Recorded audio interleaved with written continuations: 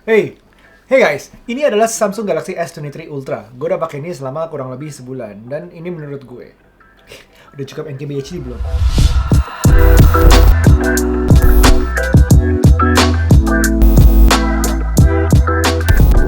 Kalau kalian udah nonton video hands-on gue tentang S23 Ultra dan perbandingannya dengan S22 Ultra, kalian akan tahu 3 hal yang membedakannya. Pertama, kameranya. Kedua, prosesornya atau sistem on chipnya. Ketiga, sustainability-nya. Well, bahasan kita hari ini akan berdasarkan 3 topik ini. Lebih dalam lagi. Tapi kita bahas dulu nomor 3, baru ke 1. Kenapa? Karena feeling gue, kebanyakan dari kalian akan berpikir yang paling menarik adalah nomor 1, yaitu kameranya.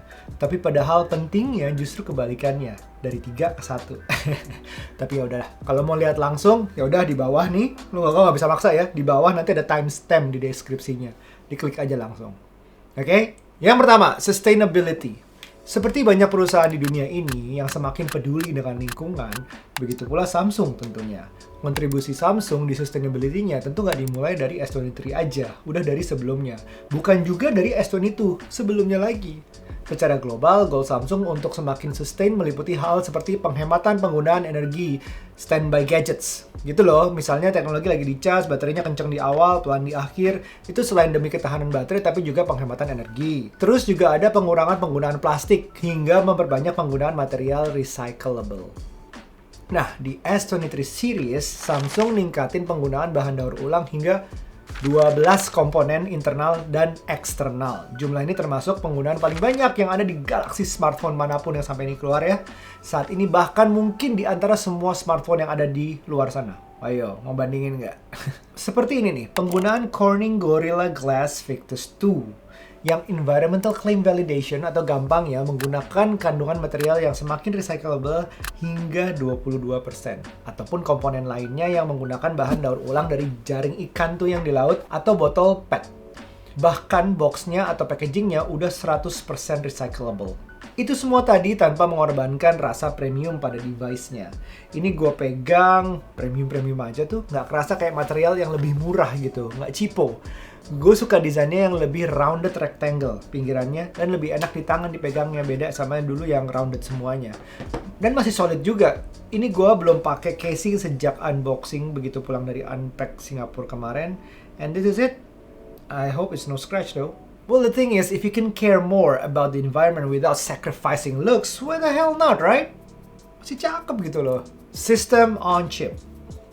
Qualcomm Snapdragon 8 Gen 2 for Galaxy. Yes, for Galaxy.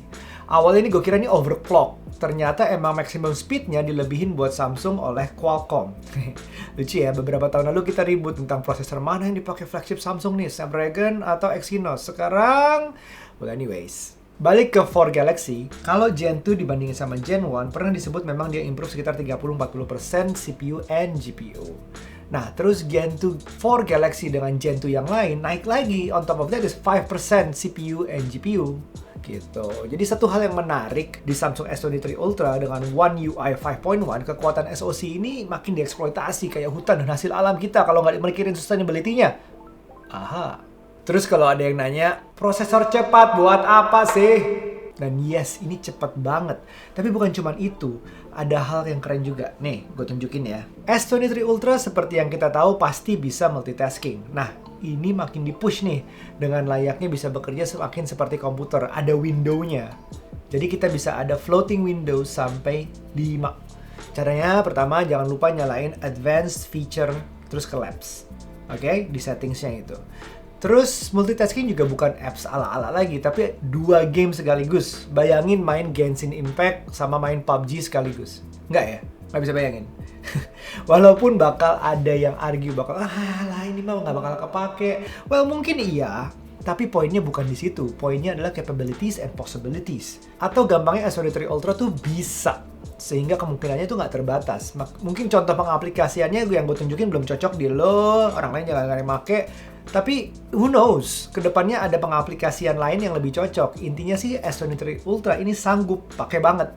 Belum tentu device lain yang bisa kayak gini. Nah, ini semua kuncinya ada di tadi, sistem on chipnya, Snapdragon Gen 2 4 Galaxy. Lagian, sistem on chip ini juga artinya penggunaan baterai yang lebih pintar. Jadi kalau dibilang baterainya sama 5000 mAh, iya secara ukuran memang sama, tapi secara durasi lebih lama. Gue cobain tuh bisa sampai 10-20% lebih hemat. So this is how much system on chip matters. Yang ketiga, kamera. Finally, the moment you've been waiting for, camera. Di hands-on kemarin waktu unpack gue udah bilang bahwa secara spek memang ini naik, terutama yaitu speknya 200 megapiksel. Emang kita akan cetak billboard apa? 200 megapiksel tuh buat apa sih? Iya deh. Cetak billboard emang bisa, tapi lebih penting lagi data yang lebih banyak yang mengakibatkan kita bisa mengedit lebih bebas lagi.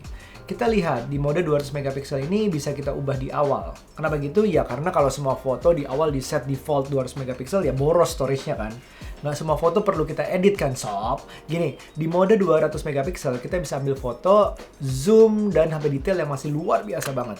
Ingat ya, ini smartphone loh, bukan kamera lensa besar dan berat yang nggak bisa dipakai untuk WhatsApp itu. Selain 200 megapikselnya, yang gue suka S23 Ultra adalah Expert RAW-nya. Nah, untuk coba mode Expert RAW-nya ini, ya dulu itu harus download di Galaxy Store, tapi sekarang sedikit lebih gampang. Lo tinggal klik more di samping, terus ada menu kamera di situ. Ada salah satunya adalah Expert RAW, yang tinggal di download aja. Jadi lebih gampang carinya dibanding sebelumnya. Download dulu, gratis kok, tenang aja. Tapi lo nggak akan nyesel.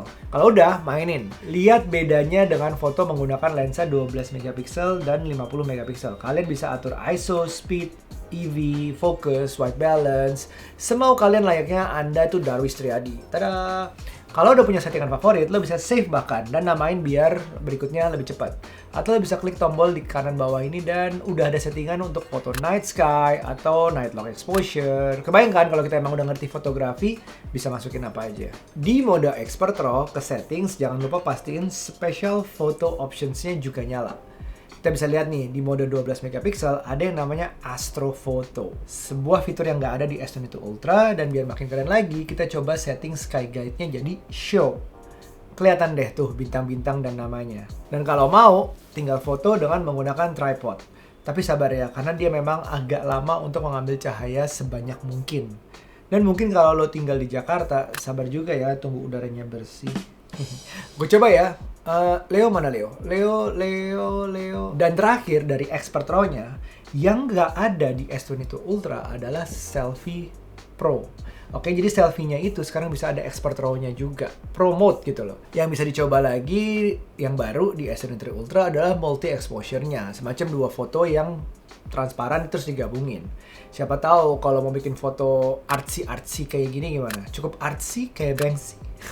Dan seperti yang gue bilang juga tadi, kan ada sistem on chip baru, itu juga pengaruh ke kameranya. Selain ada image processing-nya juga, tapi juga kekuatan chip baru ini memungkinkan semua dari 200 megapiksel processing sampai astrofotografi tadi. Nih, gue foto 200 megapiksel, lihat betapa cepatnya. Memang sedikit delay dari foto auto, tapi masih cepat banget. Dan juga nih, kalau gue foto burst 100 foto sekalian, bisa secepat apa, lo lihat sendiri. Cepat nggak? Videonya tuh juga gak kalah. Kalau kemarin tuh S22 Ultra maksimalnya itu ada di 8K 24 frame per second.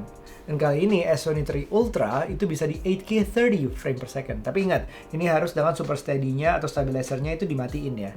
Kalau nyala, cuma bisa sampai QHD 60 frame per second. Ya lihat sendiri deh. Oke, silahkan. Gue sih udah bikin vlog dengan menggunakan S23 Ultra, tapi itu waktu yang kemarin adalah produk pinjaman versi Singapura yang belum firmware update. Nah, lo bisa lihat di link ini nih. Satu hal yang belum gue sempet coba adalah Galaxy Buds 2 Pro sebagai mic-nya.